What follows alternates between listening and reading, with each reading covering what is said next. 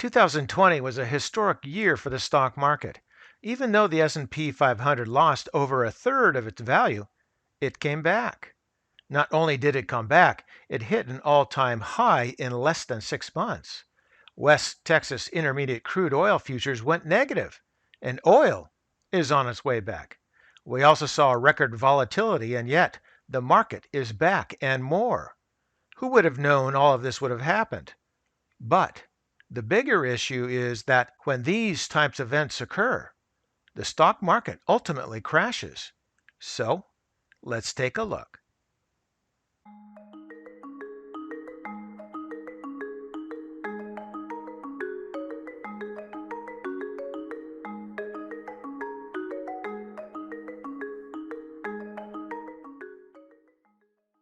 Since about 1950, the S&P 500 has 38 market corrections of more than 10%.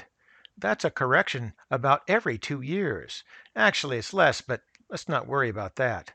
Even though we don't necessarily know when the stock market will crash, we can look at history. One good sign of pending trouble is the Shiller price-to-earnings ratio. Over 150 years, the Shiller PE ratio for the S&P 500 has a mean average of 16.8. Currently, the Shiller PE ratio for the S&P 500 is about 34.5, or more than double the average. Looking back, there are only 5 times in history where the S&P 500 had a move above a Shiller PE of 30. The first time was in 1929 after the Black Tuesday crash. The Dow Jones went on to lose approximately 89% of its value. The second time was in 1997 to 2000. Before the dot-com bubble burst, the Shiller PE hit an all-time high of 44.2. About half the value of the S&P 500 was removed. The third time was the third quarter of 2018. The Shiller PE was above 30. This was followed by a fourth quarter dunk of about 19.8% for the market. The fourth time was in the fourth quarter of 2019, the first quarter of 2020, just before the coronavirus crash. The Shiller PE ratio at that time was above 30, and you should know what happened after that. And the fifth time? Well, we're sitting on it right now. Even if a crash is coming, don't panic. Before you go to your brokerage account and sell everything you own, just take a deep breath. Don't sell everything.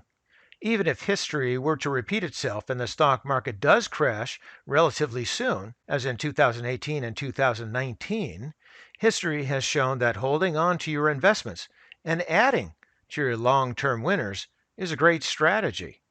Remember, the Federal Reserve has pledged to keep lending rates at or near historic lows through 2023. After a slide in the market, this can be an open invitation for growth stocks to leap ahead once again. Also, history teaches that long-term investors should remain upbeat. Even with 38 stock market crashes over the past 71 years, the S&P 500, Dow Jones Industrial Average, and the Nasdaq have always come back. However, those with short-term strategies will need to think about their portfolios and make sure they are safe. But that's up to you, because a crash is coming. And for today, that's ChewDog Charts. Thank you.